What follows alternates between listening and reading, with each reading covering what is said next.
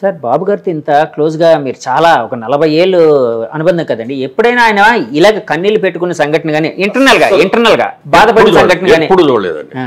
ఎప్పుడు ఆయన కన్నీళ్ళు అంటే చాలా గుమ్మనంగా ఉండేవాడు. మనసులో ఏదైనా బాధ కలిగినా కూడా ఆయన లోపల పెట్టుకునేవాడు. మన దగ్గర నవ్వుతూనే మాట్లాడేవాడు తప్ప ఏ రోజున నాకు ఇది పరిస్థితి వచ్చింది ఏంటని కానీ ఇంకోటి కానీ ఓకే, ప్రజా నిర్ణయాన్ని మనం గౌరవించాలి. ప్రజలు ఓటేశారు, గౌరవిద్దాం. అలాగే బెస్ట్ ఆఫ్ లక్ చెప్పేవాడు. కానీ మొన్న జగన్మోహన్ రెడ్డి గారు చేసింది ఏంటంటే ఓడిపోయిందని తెలిసిన తర్వాత మీ బట్టి ప్రెస్ వాళ్ళందరూ వెళ్ళి అడిగితే నేను ఇన్ని పనులు చేశాను, అన్ని పనులు చేశాను, నేను ఇంతమందికి డబ్బులు ఇచ్చాను, వాళ్ళందరూ ఏమైపోయారు, వాళ్ళ ఓట్లన్నీ ఏమైపోయినాయి. ఎప్పుడు కూడా ఒక నాయకుడు ఎవరన్నా ఓడిపోయినప్పుడు ఒకళ్ళిద్దరు అన్నారు అనుకో, అందులో కూడా కొంతమంది అన్నారు. కానీ ఈయన మాత్రం నేను ఇన్ని రకాలుగా డెవలప్ చేశాను, నేనేం చేసిన తప్పు, నన్ను ఎందుకు ఓడించారు అన్నాడే. కానీ ఎప్పుడు కూడా ఎందుకంటే బెస్ట్ ఆఫ్ లక్ అండి, ప్రజా నిర్ణయాన్ని మేము శిరసావహిస్తున్నాం అని కొత్త గవర్నమెంట్కి బెస్ట్ ఆఫ్ లక్ చెప్తున్నాం. ప్రజల్ని జాగ్రత్తగా చూసుకుంటూ మీరు ఏమైతే ప్రమాణాలు చేశారో, మీరు ఏమైతే ఇస్తామని చెప్పారో అవన్నీ కూడా ఖచ్చితంగా చేయండి, గుడ్ లక్ అని చెప్పేసి ఊరుకోవాలి. అంతేగాని నేను అది చేశాను ఇది చేశాను అని కళ్ళేమో నీళ్ళు పెట్టేసి ఇప్పుడు ఏమన్నా మళ్ళీ వెనక్కి వస్తుంది, ఎలక్షన్ రాదు కదా. తర్వాత ప్రపంచంలో ఎక్కడ జరిగింది ఇంకోటి జరిగింది. జగన్మోహన్ రెడ్డి గారు ఆయన 14 నెలలు జైల్లో ఉండి తిరిగి వచ్చాడు, బెయిల్ వచ్చింది. జనరల్గా ఎవరైనా ఒక్క కేసు ఉన్నాడు, ఆయన ఇన్ని కేసులు కదా, ఒక్క కేసు ఉంటే బెయిల్ ఇస్తే 1 నెల ఇస్తారు, 2 నెలలు ఇస్తారు, 3 నెలలు ఇస్తారు, 6 నెలలు ఇస్తారు, సంవత్సరం ఇస్తారు. అందుకంటే ఇవ్వడు కదా. ఈయన 18 కేసులు ఉన్నాయి ఈయన మీద. 18 కేసుల్లో నెంబర్ 1 ముద్దా ఎవరంటే ఈయనే. అలాంటి ఆయనకి ఎన్నేళ్ళు అయిందండి ఆయన బెయిల్ బయటకు వచ్చి? 10 ఏళ్ళు పైన అయింది కదా, 12 ఏళ్ళు అంత అయింది. ఇన్ని రోజులు అసలు బెయిల్ ఎవరిస్తాడండి? మేనేజ్ అది రాకుండా చూసుకున్నాడు అంతే. ప్రతిసారి ఢిల్లీ వెళ్ళినప్పుడల్లా ఏదో ప్రత్యేక హోదా తీసుకొస్తాడు, లేకపోతే ఈ డబ్బులు తీసుకొస్తాడు, అవి తీసుకొస్తాడు, ఇది తీసుకొస్తాడు అని ఆయన తెచ్చేది ఏమీ లేదు. తన కేసులు ఎలా ఆపుకోవాలి, ఎలా ఈ 5 ఏళ్ళు జగన్మోహన్ రెడ్డి గారు ఎప్పుడు ఢిల్లీ వెళ్ళినా తన కేసులు పని మీద సొంత పని మీద వెళ్ళారు తప్ప సార్. సో ఇలాంటి ఫ్యాక్టర్లన్నీ ఆయన ఓడించాయండి డెఫినెట్గా. మరి ఇవన్నీ కూడా ప్రతిదీ లెక్కేస్తారండి. వాళ్ళ ఎన్టీ రామారావు గారు రాజకీయాల్లో రాకముందు మన ఆళ్ళలో చూసుకుంటే 20% పేపర్ చదివేవారేమో, రాజకీయాలతో టచ్ ఉంది. 80% అసలు ఎవరికి టచ్ ఉండేది కాదు. అలాంటిది ఎన్టీ రామారావు గారు వచ్చిన తర్వాత ప్రతి వాళ్ళకిలో ఒక చైతన్యం వచ్చింది. ఒక రోజు మైక్ తీసుకెళ్ళి పెట్టండి, కూలి పని చేసే వాళ్ళ దగ్గర కూడా ధారాళంగా మాట్లాడేసేస్తారు. లేదండి, నేను చాలాసార్లు వెళ్ళినప్పుడు అద్భుతంగా మాట్లాడుతున్నారు, అద్భుతంగా మాట్లాడతారు. ఇద్దరు లేదు, రామారావు రాకముందు ఆ చైతన్యం లేదు ఎవరిలో. రాజకీయ చైతన్యం తీసుకొచ్చింది ప్రజల్లో, ముఖ్యంగా పేదవాళ్లలో ఎన్టీ రామారావు. ఆయన ఎంత నిజాయితీగా ఉన్నాడో అంత మించిన నిజాయితీతో చంద్రబాబు నాయుడు గారు కూడా ఉన్నారు. నందమూరి వారి కుటుంబం మీద కానీ, నందమూరి వారి పిల్లల్లో ఇప్పుడు బాలకృష్ణ గారిలో కానీ, చంద్రబాబు నాయుడులో కానీ ఏ రోజున ఏదైనా ఒక్క అవినీతి కేసు ఉందో ఒక్కడన్నా? గాలికి వెళ్ళే వాళ్ళు కేసులు పెట్టవచ్చు, నా మీద కూడా పెట్టవచ్చు. నాకు ఇంతవరకు నా మీద ఎప్పుడు ఏ విధమైన కేసులు లేవు. నీతిగా ఉన్నాం కాబట్టి, ఇన్నేళ్ళు బట్టి ఉన్నాం. రియల్ ఎస్టేట్లో ఉండి ఏమీ లేదు. ఇన్కమ్ ట్యాక్స్ డిపార్ట్మెంట్లో ఏ రోజున మాకు ఇది రాదు. అన్నీ కూడా పర్ఫెక్ట్గా కట్టేస్తాం మేము. అందుకని మేము మా మీదకి రావు. మరి అలాంటి ఆయన అన్ని కేసులు ఉన్న ఆయన ఇన్నేళ్ళు ఎలా ఉండగలిగాడండి? ఎలా మేనేజ్ చేశాడండి? ఏదైనా పాపం పడాలి, టైం రావాలి. ఇవాళ ప్రజలందరూ కూడా అది గుర్తించి, అది తెలుసుకొని, చేసిన తప్పులు తీసుకొని మనం యునానిమస్గా వేయాలన్నారు. ఎలక్షన్ అయిన తర్వాత కూడా ఎవరు ఇంత మెజారిటీ వస్తాయని ఎవరూ ఊహించలేదు సార్. బాబు గారు ఏమైనా ఊహించారా సార్ ఇలాంటి మెజారిటీ? బయటపడ్డా ఆయన ఎప్పుడు అంటే మీతో, అంటే మీ నాయకులు మీతో కానీ గెలుస్తాం మనం అన్నారే తప్ప మనకి ఇంత మెజారిటీస్ వస్తాయి, ఇన్ని సీట్లు వస్తాయి అనేది ఎవ్వరూ అలా చెప్పిన ఏకైక వ్యక్తి కేకే సర్వీస్. ఎంత బాగా మరి ఇద్దరు తెలియదు కానండి, అతను కూడా కలుసుకోవాలని అనుకున్నాను. ఎంత బాగా చెప్పాడండి. లాస్ట్ టైం ఓడిపోయినప్పుడు జగన్మోహన్ రెడ్డి గెలిచినప్పుడు బాగానే ఇట్లాగే చెప్పాడు. అవునండి, ఆయనకి ఎన్ని సీట్లు వస్తాయి మేమే అనుకున్నాం. చంద్రబాబు నాయుడు గారికి రాకుండా ఎవరు ఇస్తారు? 20 వస్తాయి. మీరు బోల్డన్ చేసామని చెప్పి ఈయన చంద్రబాబు నాయుడు గారు కూడా ఆ రోజులు అన్నారు, మనం పసుపు కుంకుమ ఇచ్చాం బోళ్ళ మందికి, ఎలక్షన్ ముందు 10,000 చెప్పి ఇచ్చాము, మహిళా ఓట్లన్నీ మనకు వచ్చేస్తాయన్నారు. కానీ ప్రజలు ఏమన్నారు తెలుసండి? ఆయన 10,000 ఇస్తే ఆయన సొంత డబ్బులు ఇచ్చాడా? గవర్నమెంట్ డబ్బులే కదా మాకు ఇచ్చింది. ఆయన ఏదైనా సొంత డబ్బులు ఇస్తే అప్పుడు ఆలోచిస్తాం దాని గురించి. ఎవరు సొంత డబ్బులు ఇస్తే వాళ్ళకి ఓటేస్తా ఉన్నారు. ఇవాళ జగన్మోహన్ రెడ్డి గారు ఇచ్చింది ఆయన సొంత డబ్బులు ఇచ్చాడా? ఉంటే మీటర్ ఒక్కడమే కదా ఆయన చేసింది. మీటర్ ఒకటే రోజు దారిమట వెళ్ళి రిక్షా వాడినో లేకపోతే కూలి పని చేసుకునే వాడిని పిలిచేవాడు, ఏ బాబు ఇదిగో ఇక్కడ నొక్కు అంటే నొక్కుతాడు.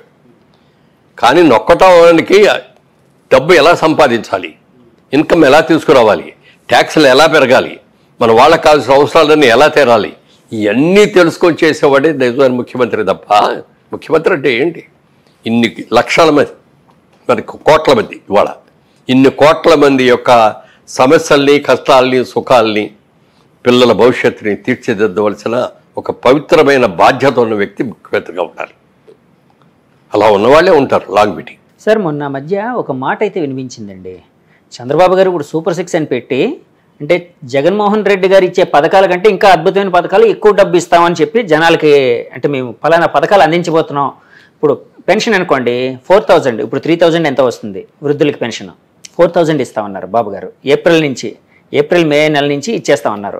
సో ఇలా రకరకాల సూపర్ 6 అని పెట్టారు. చాలా ఎక్కువ వెల్ఫేర్ అనేది ప్రకటించారు. అప్పట్లో వైసీపీ నాయకులు ఒక మాట అనేవారండి, అంటే మేము జగన్మోహన్ రెడ్డి గారు ఇస్తూ ఉంటే చంద్రబాబు గారు ఈ ఆంధ్రప్రదేశ్ని ఒక శ్రీలంకలా చేస్తున్నారు, ఒక సోమాలియాలా చేస్తున్నారు అని చెప్పి విమర్శించేవారు బాబు గారు. అలాంటిది ఇప్పుడు ఆయన మాకంటే ఎక్కువ పథకాలు ఎలా ఇవ్వగలుగుతారు? అంటే ఆయన ఇప్పుడు ఇస్తే ఈ ఆంధ్రప్రదేశ్ శ్రీలంక అవదా, సోమాలియా కాదా, అంటే ఆర్థికంగా చితికిపోదా అని ఒక క్వశ్చన్ అడిగేవారండి. దానికి మీ సమాధానం ఏంటి? దాని సమాధానం, ఆయన ఇన్కమ్ ఎలా జనరేట్ చేయాలి అనేది ఆయనకి తెలిసినట్టుగా ఎవరికి తెలియదండి. మీరు చూస్తూ ఉండండి, 1 year తిరిగేటప్పుడు ఎన్ని కొత్త ఇన్స్టిట్యూషన్స్ వస్తాయి, కొత్త ఇండస్ట్రీస్ వస్తాయి. తర్వాత ఇంకోటి పెద్దది ఏంటంటే, ఇప్పుడు తెలంగాణ ఉందనుకోండి, హైదరాబాద్, సికింద్రాబాద్ ఉంది, వరంగల్ ఉంది, నిజామాబాద్ ఉంది, మంచి సిటీస్. ఏమంటే అదేవిధంగా చూసుకుంటే తమిళనాడులో చూసుకుంటే మెడ్రాస్ ఉంది, కోయంబత్తూరు ఉంది, సేలం ఉంది.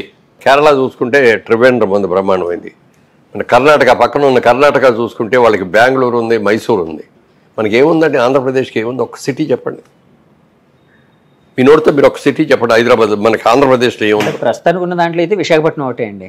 విశాఖపట్నం కూడా, దాన్ని కూడా చంద్రబాబు నాయుడు గారే దానికి కంపెనీలు అయ్యింది తీసుకొచ్చి అక్కడ పెట్టించి, ఎందుకంటే దానికి ఒక అద్భుతమైన సిటీ వైజాగ్ అనేది. సముద్ర బొడ్డు బోల్డ్ అనేది ఆయనకి దాని మీద ఎన్ని ప్లాన్స్ ఉన్నాయో చెప్పడానికి లేదు. ఈ Visakhapatnam lot of pharmaceutical industries ఇప్పుడు బాగా ఉన్నాయి. అలాగే అక్కడ హార్బర్ మూలంగా హార్బర్ బాగా డెవలప్ చేసి ఇది చేస్తే ఇంకా అద్భుతమైన ఇతర దేశాలన్నింటికి కూడా ఇక్కడికి వచ్చి ఇక్కడ అన్లోడు లోడు చేసుకొని మళ్ళీ ఎవరు ఎక్కడికి వెళ్ళాలనేది ఇవన్నీ కూడా చేసే హబ్ లాగా, ఒక సెంట్రల్ హబ్ లాగా వైజాగ్ చేయడానికి కూడా అవకాశం ఉంది. ఎంతమంది లేబర్కి ఉద్యోగాలు వస్తాయో చెప్పడానికి లేదు. అవన్నీ చాలా ఉన్నాయి. వైజాగ్ని చేస్తాం. వైజాగ్ ఓకే ఒకటి. విజయవాడ సిటీయా బిజినెస్ సిటీ అంతే, ఏమి కాదు. గుంటూరు పంటలు, మిర్చిను పొగాకు ఆడితే అది. తెనాలి ఇంకా తక్కువ. మంగళగిరిలో ఏమీ లేవు. వీటన్నిటి కలిపి అమరావతిని క్యాపిటల్ చేసుకొని ఇదంతా కలిపి ఒక సిటీ చేయాలి. ఇది ఒక అద్భుతమైన సిటీ చేసి దీనికి కావాల్సిన వనరులన్నీ చేయాలి. బయట వాళ్ళ నుంచి, బయట దేశాల నుంచి, అతర రాష్ట్రాల నుంచి, మనకి తమిళనాడు నుంచి వస్తాయి లారీలు, బోల్డ్ వస్తాయి. ఈ లారీలన్నీ కూడా విజయవాడలోంచి వెళ్ళాలి. అలా కాకుండా మంగళగిరి దగ్గర నుంచి అవుటర్ రింగ్ రోడ్ ప్లాన్ చేశాడు. గన్నవరం ఎయిర్పోర్ట్ దగ్గరికి వెళ్ళి కలుస్తాయి, అసలు విజయవాడలో రావోయి. అలాగే హైదరాబాద్ అయినా ఉంటే మంగళగిరి వచ్చిన తర్వాత ఇటు నందిగామ దగ్గరికి తీసుకొచ్చి ఓవర్ బ్రిడ్జిల మీద అక్కడి నుంచి హైదరాబాద్ వచ్చేటట్టు. కలకత్తా వెళ్ళాల్సి అయినా ఉంటే నందిగామ దగ్గర, కంచికిచర్ల దగ్గర బ్రిడ్జి మొదలుపెట్టి డైవర్స్ రింగ్ రోడ్ లాగా చేసి గన్నవరం ఎయిర్పోర్ట్ దగ్గర దాటిన తర్వాత కలపాలి. ఇవన్నీ కూడా పెట్టేస్తే ఏముందంటే సిటీలో ట్రాఫిక్ తగ్గుద్ది. అవునండి. ఈ కమర్షియల్ లారీస్ అన్నీ కూడా రావు. ఓన్లీ ఇంటర్నల్గా ఉండే కార్లు, ఇంటర్నల్గా ఉండే బస్సులే ఉంటాయి. ఇది దాంతో ఏదంటే మనకి ఇది కూడా బాగుంటుంది, వాతావరణం బాగుంటుంది, పొల్యూషన్ తక్కువ ఉంటుంది, ప్రమాణం. ఇవన్నీ ప్లాన్ చేశాడు ఆయన. తర్వాత మనకి పక్కనే కృష్ణా నది ఉండటం అనేది పెద్ద సెట్ అమరావతికి. మనకి ఏ స్టేట్స్కి అంత ఇది లేదు. ఇప్పుడు తమిళనాడులో చెన్నై ఉందంటే పక్కన సముద్రం ఉంది, కానీ సముద్రం వేరు, రివర్ వేరు. సముద్ర వాటర్ని మనం పెద్దగా ఉపయోగించుకోలేము. అంటే ఫిషింగ్ బిజినెస్లో అవి వస్తాయి, కానీ తాగునీటి అవసరాలకు పనికిరాదు. అలాగే పంటలకు కూడా పనికిరాదు. అదే మీరు ఇప్పుడు కృష్ణా నది బ్యారేజ్ ఉంది కదా, ఇంకో బ్యారేజ్ కడదామని ప్లాన్ చేశారు. ప్లాన్ చేశారా సార్? ప్లాన్ చేశారు. ఆ బ్యారేజ్ ఈ బ్యారేజ్ మధ్యలో వాటర్ స్టోర్ చేసి ఓకే వీటిలన్నిటి కూడా కాలువల ద్వారా అమరావతి చుట్టూ లోపల ఎక్కడ కాలువలు పెట్టి సాటిపోయింది. మళ్ళీ అందమైన ఐకాన్ బ్రిడ్జెస్, మన ఇటలీ లాగా Rome water city water city. అలాగా దీన్ని చేయడానికి అన్ని ప్లాన్లు చేశారు. ఒక క్యాపిటల్ సిటీ ఎలా ఉండాలనే దాని మీద ఆయనకున్న అవగాహన ఇంత అంత కదండి. ఎంతమందికి అట్లా అమరావతిని సెలెక్ట్ చేయటమే గొప్ప అయితే, అమరావతిలో ఎలాంటి క్యాపిటల్ కట్టాలి అనే దాని మీద జపాన్ వాళ్ళని పిలిచారు, సింగపూర్ వాళ్ళని పిలిచారు, మలేషియా వాళ్ళని పిలిచారు. ఇంకా ఎవరైనా ప్లాన్స్ ఉంటే ఇవ్వండి అన్నారు. 1 సంవత్సరం 1.5 years ప్లాన్స్ ఫైల్ చేయడానికి పడుతుంది. ఎప్పుడు కూడా ప్లాన్స్ తయారు చేసేటప్పుడు తప్పుగా తయారు చేస్తే ఆ తర్వాత మీరు ఎంత చేసినా ఉపయోగపడదు. అవునండి. ప్లానింగ్లో ఎక్కువ టైం తీసుకోవాలి. అంత ఎక్కువ టైం తీసుకున్నాడు, వాళ్ళందరూ సహకారం తీసుకుని బ్రహ్మాండమైన క్యాపిటల్ కట్టడానికి చేస్తే పాప అంతమంది రైతులు వాళ్ళు ఏమీ తీసుకోకుండా అన్ని ల్యాండ్లు ఇస్తే వాళ్ళందరినీ నానా కష్టాలు పెట్టేశారు. అమరావతి డెవలప్ చేస్తే చంద్రబాబు నాయుడికి పేరు వస్తుంది కానీ నాకేం వస్తుంది అనుకున్నాడు. 3 రాజధానులు అని చెప్పి వైజాగ్లో పెడతాను నేను, ఇక్కడేమో ఊరిని శాసనసభ క్యాపిటల్ అని పెడతాను, లేకపోతే కర్నూలులోనేమో న్యాయరాజు అని పెడతాను అని చెప్పి 3 అవసరం అండి. ఓ చిన్న రాష్ట్రం అంది, తెలంగాణ నుంచి విడిపోయిన తర్వాత మన రాష్ట్రం చాలా చిన్నది. ఈ చిన్న రాష్ట్రానికి 3 క్యాపిటల్స్ కావాలా? మీరు వైజాగ్లో మీరు జనరల్ క్యాపిటల్ అంతా అక్కడ పెడితే మన రాయలసీమ నుంచి వచ్చే వాళ్ళకి ఎంత దూరం అండి? ఎన్ని గంటల ప్రయాణం చేస్తే అక్కడ జరగలుగుతారు? క్యాపిటల్ ఇది. క్యాపిటల్ అంటే అమరావతి. ఎక్కడికి వెళ్ళాలన్నా, అటు వైజాగ్ శ్రీకాకుళం వెళ్ళాలన్నా, లేకపోతే ఇటు కడప కర్నూలు అనంతపూర్ వెళ్ళాలన్నా, లేకపోతే ఇంకెక్కడైనా అందరికీ సెంటర్ పాయింట్ అది. 6-7 గంటల్లో వచ్చేయచ్చు అక్కడికి. జగన్మోహన్ రెడ్డి గారు 3 రాజధానులు అన్నారు. దాన్ని వ్యతిరేకిస్తూ ఆంధ్ర ప్రజలు ఒక మ్యాండేట్ ఇచ్చి దాన్ని పార్టీని ఓడించారు అన్నట్టు భావించచ్చా అండి? వాళ్ళు కూడా ఓడించారు. అంటే ఏదో అంటారే, ఏదో సావుకి 1000 కారణాలు 1,00,000 కారణాలు అంటారు. ఏదో కన్నుడి చావుకి 1,00,000 కారణాలు అంటారు. 1,00,000 కారణాలు. అలా వాళ్ళు జగన్మోహన్ రెడ్డి గారు ఎంత ఘోరంగా ఓడిపోవడానికి అన్ని కారణాలు, చాలా కారణాలు ఉన్నాయి. కూసి కదండి. రైతులు తీసుకోండి, రైతుల గురించి ఎవడు పట్టించుకున్నాండి? మేము ఏదో అది ఇచ్చాం ఇది ఇచ్చాం అంటారు. వరదలు వచ్చి ఇది చేస్తే వెళ్ళాడు లేరు, అక్కడ ఉన్న మినిస్టర్లు కూడా వెళ్ళాడు లేరు, పంటలకు సరైన డబ్బులు తిరిగి ఇచ్చినాడు లేరు, పంట పోతే సగం ఇదైపోతే. తర్వాత వీటన్నిటికంటే మించింది ఏంటంటే మీ ల్యాండ్లన్నీ కూడా మీ పేరును ఉండవు. మేము ల్యాండ్ టైటిలింగ్ యాక్ట్, ఆ యాక్ట్ ద్వారా మేము మా దగ్గర డాక్యుమెంట్స్ అన్నీ మా దగ్గర పెట్టుకుంటాం, మీకు కాపీ ఇస్తాం. దాని మీద మనకి పట్టా పాస్ పుస్తకం అంటే ఏంటంటే గవర్నమెంట్ ముద్ర ఉంటుంది. అవునండి. గవర్నమెంట్ ముద్ర మధ్యలో ఉండి రావాలి.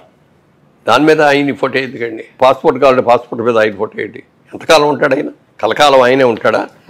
రియల్ డాక్యుమెంట్ అనేది ఒక ఇది దస్తావేజ్ అనేది లాంగ్ మన తరం కాకుండా నెక్స్ట్ తరం ఆ తరం కూడా వెళ్తాయి. మన డాక్యుమెంట్స్ తీయాలంటే 3 తరాలు తీయచ్చు మనం. అవునండి. ఈ బొమ్మ ఏంటండి? ఎప్పుడైతే దీని మీద మీకు అధికారం ఉండదో మా అధికారంలోనే ఉంటుంది, ఈ కాపీలు ఇస్తామన్న దాని మీద రైతులు బాగా వ్యతిరేకమై ఎదురు తిరిగారండి. యాక్చువల్గా ఇదే మాటని నేను అంటే ఎదురు తిరిగారంటే ఎక్కడ గొడవలు చేయాలా, ఎక్కడ అల్లరి చేయాలా, ఎక్కడ దాని గురించి మాట్లాడాలా, లోపల పెట్టుకొని సరైన గుణపాఠం చెప్పాలి అన్నారు. సార్ ఇదే మాటని నేను ఒక వైసీపీ నాయకురాలతో వంగగీత గారితో ఇంటర్వ్యూ చేసినప్పుడు అడిగానండి. అంటే ఎవరైనా ఎలక్షన్ మూమెంట్లో పాజిటివిటీ పెంచుకోవడానికి ట్రై చేస్తారు కానీ నెగిటివిటీ పెంచుకోవడానికి ట్రై చేయరు కదా, మీరు ల్యాండ్ టైటిల్ యాక్ట్ అనేది ఈ సమయంలో ఎందుకు తీసుకుని వచ్చారు అని అడిగాను. అడిగితే ఆవిడ ఇచ్చిన సమాధానం ఏంటంటే, ఇది మేము తీసుకుని వచ్చింది కాదు, సెంట్రల్ గవర్నమెంట్ మోదీ గారు గవర్నమెంట్ పెట్టింది అని అన్నారు. కానీ మోదీ గారి గవర్నమెంట్ పెట్టినప్పుడు రాష్ట్ర అధినేత అంటే ఏ రాష్ట్రాలకి రాష్ట్ర చెప్పాలి కదా, అది మీరు తప్పు చేస్తారండి మా రాష్ట్రంలో మేము అమలు చేయవండి ఇది అని చెప్పుకోవాలి కదా. మోడీ గారు పెట్టింది కాదు, సెంట్రల్ గవర్నమెంట్ పెట్టింది, అంతకంటే కాదు ఇది వీళ్ళు పెట్టింది అండి. సో ఆ సెంటిమెంట్ బలంగా ఉందని భావించారు. అసలు ఎప్పుడు కూడా రైతులు అంటే మిగిలిన వాళ్ళలాగా యాజిటేషన్ చేయటం, హర్తాళు చేయటం, ఆపేయటం ఇవన్నీ చేయలేరు వాళ్ళు. అయితే ఇంట్లో నుంచి పొలానికి వెళ్ళటం, పంట పండించుకోవడం, తీసుకురావటం, సవ్యంగా పంట పడితే అది జాగ్రత్తగా. అమరావతిలో 4-5 ఏళ్ళుగా చేస్తున్నారు కదండి ఆయన యాజిటేషన్. అంటే మొత్తం అన్ని పక్కన పెట్టి కూడా అమరావతి రాజధాని రైతులు దాన్ని అంటే ఒక రకమైన సెంటిమెంటల్ దాంతో చేస్తున్నారు. ఎంత కడుపు మండిపోయింది వాళ్ళకి. మాకేంటి అసలు ఇది? మేమేదో ఒక మంచి కోరి ఒక మంచి జరుగుద్ది, చంద్రబాబు నాయుడు గారు చెప్పారు, ఒక అద్భుతమైన క్యాపిటల్ చేస్తా అన్నారు, మాకందరికీ మేము ఇచ్చే ప్రతి ఎకరానికి 2 గజాల చొప్పున ఇస్తానన్నారు, అప్పుడు దాకా కౌలు ఇస్తా అన్నారు, అని అందరూ నమ్మించి ఇస్తే వాళ్ళు ఎంత కోసండి 5 సంవత్సరాలు ఎంత బాధపడ్డారు. వాళ్ళు పట్టమే కాదు, వాళ్ళని చూసిన వాళ్ళకి నాలాంటి వాళ్ళకి కూడా ఎంతో బాధ కలిగింది. అంత చేసి ఏం కరబరా బాబు, ఇది తీసుకెళ్ళి క్యాపిటల్ ఎక్కడో పెడతారంటాడు. వాళ్ళు ఇచ్చిన ల్యాండ్లన్నీ కూడా ప్లాటింగ్ చేసి ఎవరెవరికో ఇచ్చేస్తానంటాడు, ఇళ్ల స్థలాలు. ఏంటది, మీరు ఇళ్ల స్థలాలు ప్లాట్లేసి అమ్ముకోవడం కోసం ఇచ్చుకోవడం కోసం ఇచ్చింది వాళ్ళు. ఒక క్యాపిటల్, ఒక అద్భుతమైన క్యాపిటల్ కడతారు. రేపు పొద్దున్న అసెంబ్లీ కట్టింది మా ఊరే అని, లేకపోతే ఇదిగో ఈ హైకోర్టు కట్టింది మా స్థలాల్లో మా పొలాల్లో అని ఎంత గర్వంగా చెప్పుకుంటారు వాళ్ళు. అలా చెప్పుకోవాలని మేమందరం కూడా వెళ్ళి చెప్పాం. ఇక్కడ క్యాపిటల్ వచ్చి అంత అనుమానం పెద్ద సిటీ ఇక్కడ కనుక చేసేటైతే పొద్దున్న మీ పొలాలన్నీ మీ అన్ని కూడా బంగారం అయిపోతాయి. మీరు వాళ్ళు ఇచ్చిన ప్రభుత్వానికి మీరు ఇచ్చామనుకున్న ల్యాండ్ది మీరు ఎక్స్పెక్ట్ చేసిన రైట్ కంటే 10 రెట్లు ఎక్కువ వస్తాయి. ఇక్కడ హైదరాబాద్లో ఎప్పుడన్నా ఊహించామండి ఈ రేట్లు ఎలా వచ్చినాయి? ఇక్కడ క్యాపిటల్ వచ్చి మరి డెవలప్మెంట్ అంతా వచ్చి ఇన్స్టిట్యూషన్స్ అన్నీ వచ్చి ఎంత ఇచ్చింది. అలా తీసుకురాగలగాలి. అలా తీసుకొచ్చే మొగాడు, అన్ని రకాల ప్లాన్స్ ఉన్నవాడు. ఇప్పుడు దేశం అంతా అప్పుల్లోకి రాష్ట్రం అంతా అప్పులు చేశారు కదా. ఎన్ని అప్పులు అంటే ఇంకో 15 ఏళ్ళు 20 ఏళ్ళు కూడా ఈయన తీరుస్తూనే ఉండాలి. రేపు జీతాలు ఇవ్వడానికి డబ్బులు ఉన్నాయో లేదో కూడా మనకు తెలియదు.